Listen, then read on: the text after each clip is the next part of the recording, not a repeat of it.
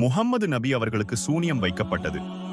அதனை யார் செய்தது, எவ்வாறு வைக்கப்பட்டது, அது எப்படி கண்டறியப்பட்டு சரியானது என்பதை பற்றி இந்த வீடியோவில் காணலாம். இந்த ஹதீஸ் புகாரியில் இடம்பெற்ற ஹதீஸ் ஆகும். இந்த ஹதீஸை ஆயிஷா ரலியல்லாஹு அன்ஹா அவர்கள் கூறுகிறார்கள். இறை தூதர் அவர்களுக்கு சூனியம் செய்யப்பட்டது.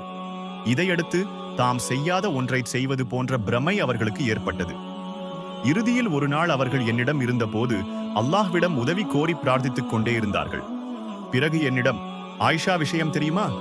எந்த விஷயத்தில் தெளிவளிக்கும்படி அல்லாஹ்விடம் நான் கேட்டுக்கொண்டிருந்தேனோ அந்த விஷயத்தில் அவன் எனக்கு தெளிவளித்து விட்டான் என்று கூறினார்கள். நான், என்னது இறை தூதர் அவர்களே என்று கேட்டேன். அதற்கு இறை தூதர் அவர்கள் கூறினார்கள், கனவில் என்னிடம் வானவர்கள் இருவர் வந்தனர். அவர்களில் ஒருவர் என்னுடைய தலைமாட்டிலும் இன்னொருவர் என்னுடைய கால் மாட்டிலும் அமர்ந்தனர். பிறகு அவர்களில் ஒருவர் மற்றவரிடம், இந்த மனிதரின் நோய் என்ன என்று கேட்க, மற்றவர், இவருக்கு சூனியம் செய்யப்பட்டுள்ளது என்று பதிலளித்தார். முதலாம் அவர், இவருக்கு யார் சூனியம் வைத்தார் என்று கேட்க, மற்றவர், பனு சுரை குலத்தைச் சேர்ந்த லபீத் இப்னு அஃப்சம் எனும் யூதன் என்று பதிலளித்தார். முதலாம் அவர், எதில் சூனியம் வைக்கப்பட்டுள்ளது என்று கேட்க, அடுத்தவர், சீப்பிலும் சிக்குமுடியிலும் ஆண்பேரீச்சம் பாளையின் உரையிலும் என்று கூறினார்.